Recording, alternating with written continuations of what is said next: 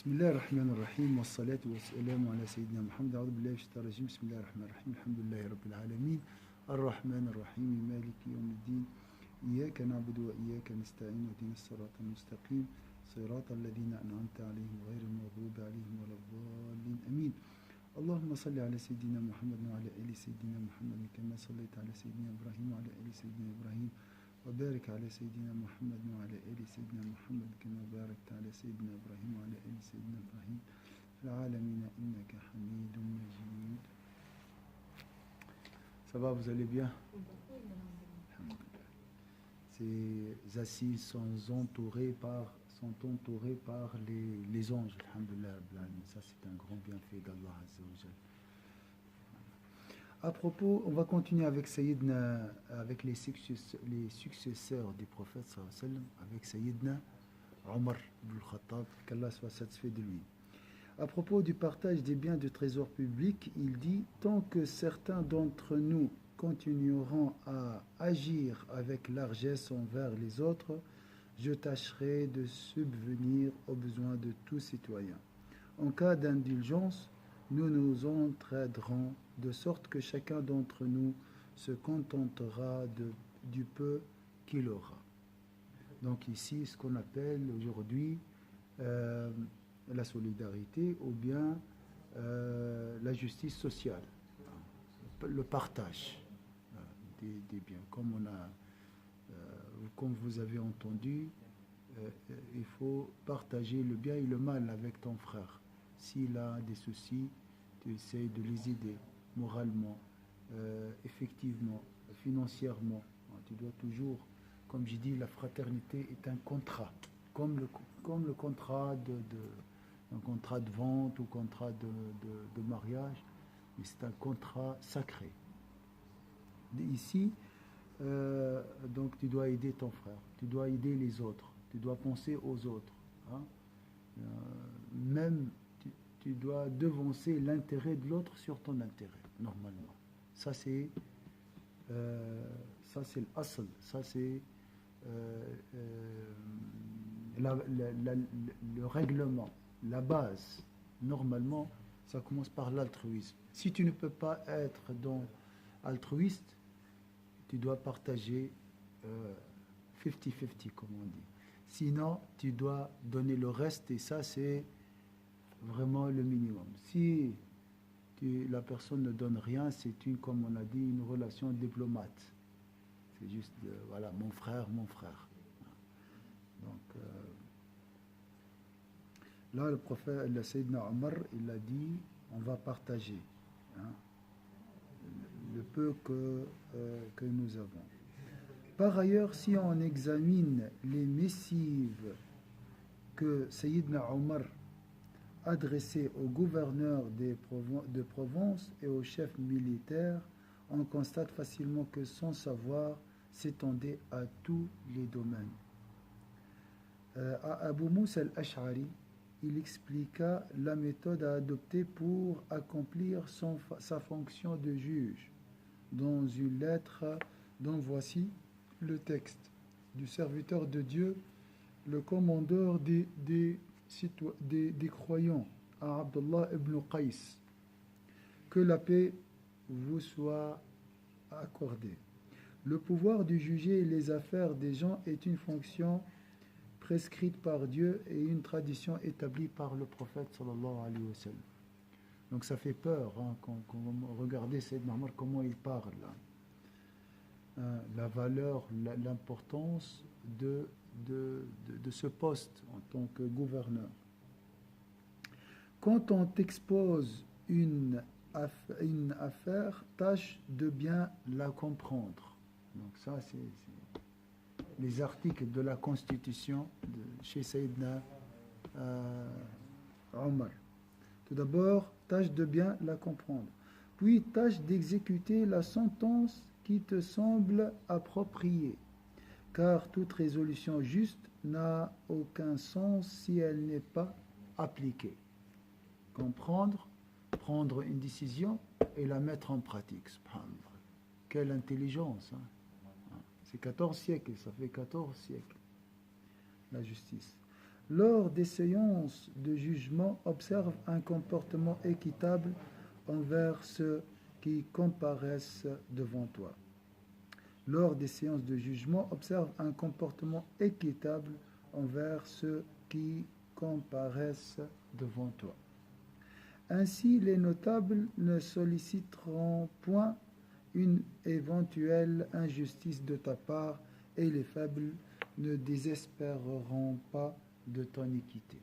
Regardez ces paroles très beaux, très belles. Alors, jusqu'à maintenant, qu'est-ce que vous avez retenu comme qualité chez Sayyidina Omar?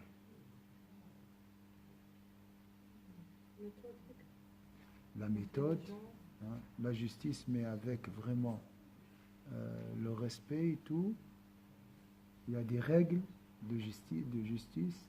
Quelles sont ces règles? Qu'est-ce que vous avez retenu comme règle? Partager, hein, le trésor public, hein, les biens du trésor public. Oui. Avant de prendre une décision, il faut comprendre la situation. Comprendre la situation. Analyser. Après,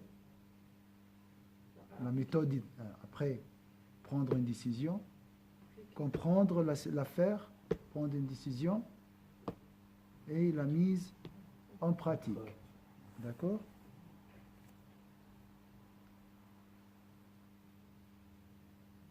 Un comportement équitable envers ceux qui comparaissent devant toi. C'est pas lui qui a créé l'aide sociale. L'aide sociale, c'est lui, oui, c'est juste. Hein, c'est le principe du partage. Hein, ce qu'on appelle... il y a beaucoup à l'époque, moi je me souviens, beaucoup des communistes même. Hein, des communistes, pas des gauchistes, se référaient à Sayyidina Omar. Hein, ils le considéraient comme symbole de la justice, de la justice sociale et la solidarité et tout ça. La preuve incombe au demandeur, le serment à celui qui nie ce dont on l'accuse. La preuve incombe au demandeur. Ça, c'est une règle jusqu'à maintenant dans les tribunaux. La preuve incombe au demandeur. Si tu demandes, tu dois al-bayyinatu ala man idda'a. Wal yaminu, là j'ai oublié comment dire. C'est une règle aujourd'hui dans les tribunaux. C'est la même donc inventée par Sayyidina Omar il y a 14 siècles. Subhanallah. Le serment à celui qui nie ce dont on l'accuse. J'ai dit par exemple, Wassim a pris mon livre. Je dois montrer la preuve. Et lui, jamais il m'a donné un livre. Il doit faire quoi? Il doit sermenter. S'il n'a pas une preuve, il doit dire Wallahi par Allah, tout ça. Et il y a bien sûr des règles à l'époque. Jusqu'à maintenant aussi dans les tribunaux, la personne doit aller dans une mosquée et dans la qibla, dans le mihrab, il met la main sur le Coran et il sermente. C'est pas dans les tribunaux, c'est encore très dangereux hein, quand on dit sermenter, parce que c'est facile de dire Wallah, mais on fait comme ça dans plusieurs pays musulmans. Donc, la preuve incombe au demandeur, le serment à celui qui nie ce dont on l'accuse. La conciliation entre musulmans est une pratique admise par l'islam, à condition qu'elle ne mène pas à interdire ce qui est permis ou à permettre ce qui est interdit. Alors, vous avez entendu qu'est-ce que j'ai dit? Je répète. La conciliation entre musulmans est une pratique admise par l'islam, à condition qu'elle ne mène pas à interdire ce qui est permis ou à permettre ce qui est interdit. Donc on peut faire la conciliation, mais on doit respecter toujours les règles de l'islam. Est-ce que c'est clair ici? Prononcer un jugement erroné ne doit pas former un obstacle d'empêchant de le rectifier ultérieurement. Si tu parviens à connaître la vérité le concernant.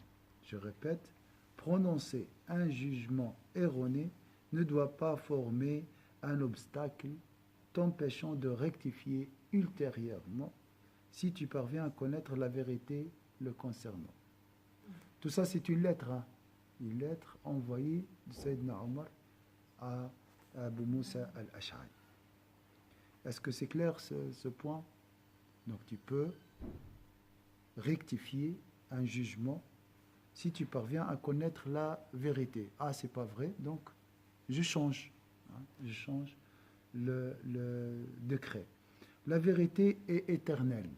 La vérité est éternelle.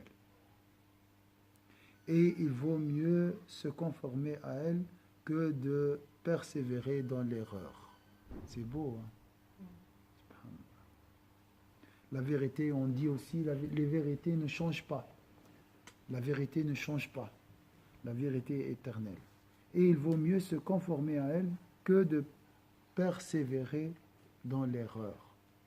Ça, c'est, à mon avis, il faut apprendre ça par cœur, parce que ce n'est pas seulement pour Abu Moussa, mais même pour nous. Hein? Même pour nous, on doit se référer à ces articles. Tâche de bien comprendre les affaires qui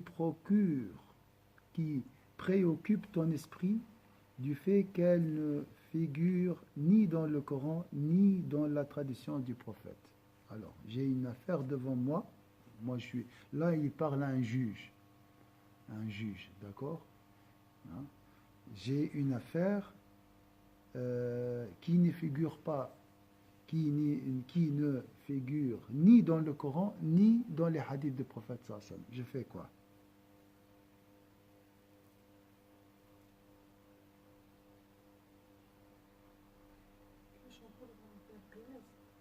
Voilà, je peux utiliser l'analogie.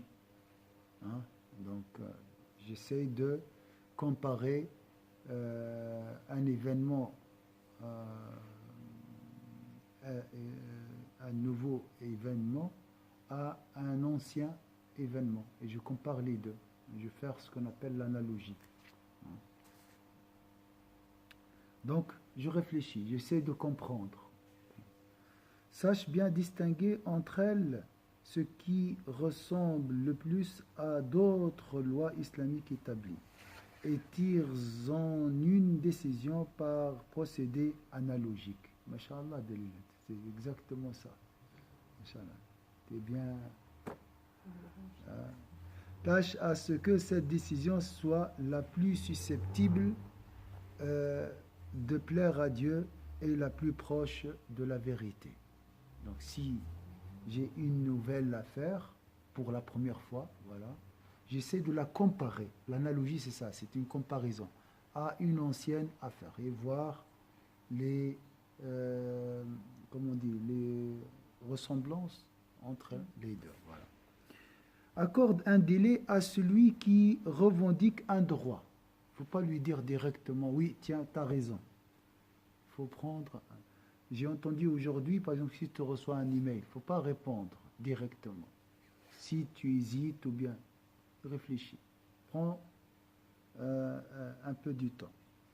Mais ne dispose pas encore de preuves justifiant sa demande. Accorde un délai à celui qui revendique un droit, mais ne dispose pas encore de preuves justifiant sa demande.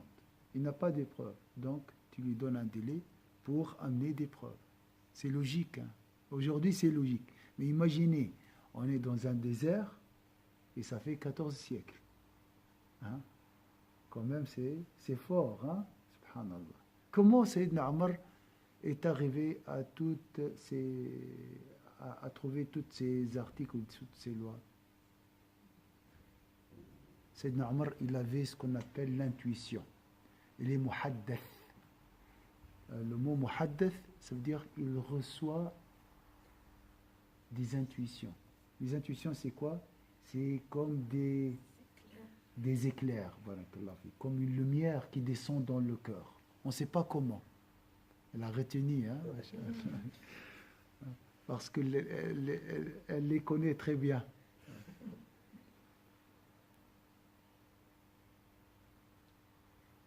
Subhanallah. Quand Sayyidina Omar recevait ses intuitions, souvent, on sait très bien. Quand les nuits, quand il veille tout le temps. Ça c'est, oui, ça aussi. Dans la prosternation.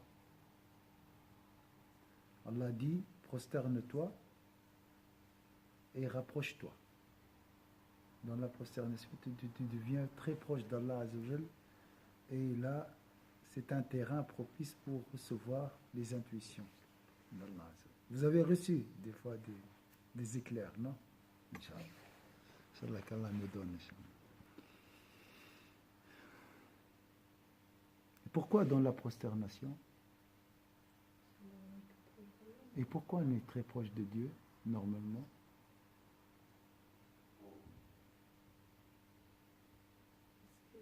Il sort carrément de... Regardez la position de la prosternation, c'est comme les bébés. Comme un bébé. On n'est rien. On veut dire à Dieu, nous sommes des fœtus. On n'est rien.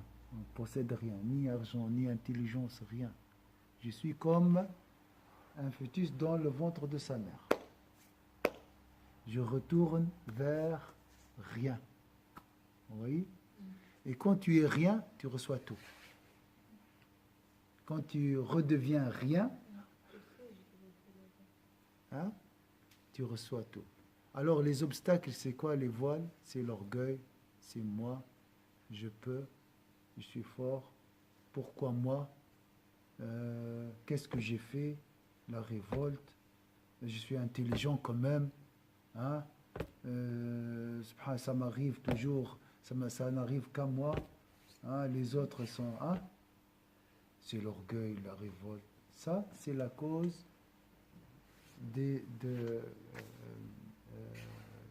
les causes qui empêchent les intuitions d'y pénétrer dans le cœur.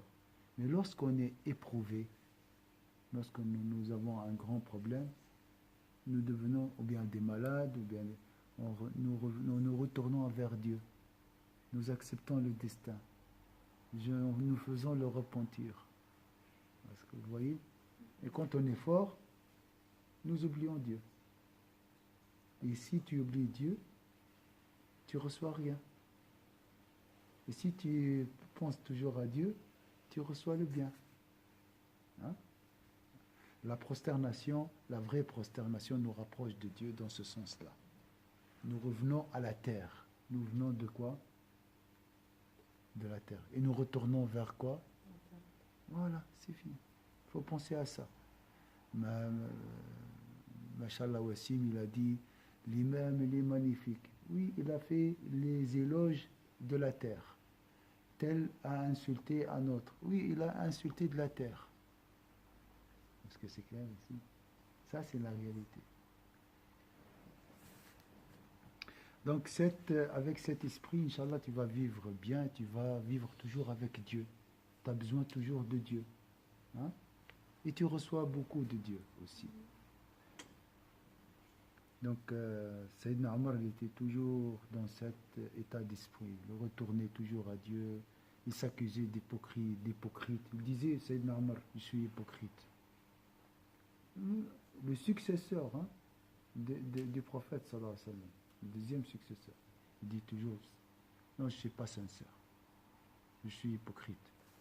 Il va directement vers Sayyidina Hudayfa ibn al-Yaman. Parce que lui, il a le registre des hypocrites. Est-ce que je suis mentionné dans la liste? Hein? Il toque plusieurs fois. Hein? Il dit, je ne réponds pas parce qu'il n'a pas le droit de dire. Il insiste. Donc il était très humble, Sayyidina Omar ibn al-Khattab. Alors, il a dit, sinon, soumets-le au procédé juridique. Alors, je reviens un peu, on va s'arrêter avec ce paragraphe. Accorde un délai à celui qui revendique un droit mais ne dispose pas encore de preuves justifiant sa demande. Il ne faut pas rejeter sa demande. Il faut lui donner un délai. Il faut qu'il amène des preuves. Lui donner un peu du temps. Regardez la justice. S'il fournit sa preuve, aujourd'hui, toujours on donne un délai de 30 jours pour faire un recours. Délai pour amener des preuves. Aujourd'hui, c'est comme ça. Subhanallah. C'est la justice.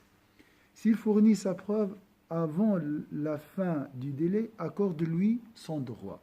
Sinon, soumets-le au procédé juridique. Cela te permettra d'éliminer le doute. Regardez l'intelligence. Subhanallah. De traiter lucidement l'affaire et de ne lui laisser aucune excuse. Ça va, vous avez aimé davantage Sayyidina Omar? Subhanallah, à chaque fois tu l'aimes plus. Très très beau Sayyidina Omar. Pourquoi il est beau? Il est juste. Barakallahu fik. C'est la beauté de la justice. Et la justice vient de qui? d'Allah. C'est une vertu de Dieu. Dieu il s'appelle quoi? Le juste. Allah est l'adl. Subhanallah. Qu'Allah nous donnera la justice. On est loin. On est loin. Envers nous-mêmes et envers les autres. Qu'Allah nous guidera, Inch'Allah. Vous avez une remarque? Mais aujourd'hui, j'étais juste au moins avec l'heure. J'ai fini à 20h30 presque. Ça va. Envers l'heure, je n'ai pas commis d'injustice. أعوذ بالله من الشيطان الرجيم بسم الله الرحمن الرحيم والعصر إن الإنسان في خسر إلا الذين آمنوا وعملوا الصالحات وتواصوا بالحق وتواصوا بالصبر سبحانك اللهم وبحمدك نشهد أن لا إله إلا أنت نستغفرك ونتوب إليك سبحان ربك رب العزة عما يصفون وسلام على المرسلين الحمد لله رب العالمين بارك الله فيكم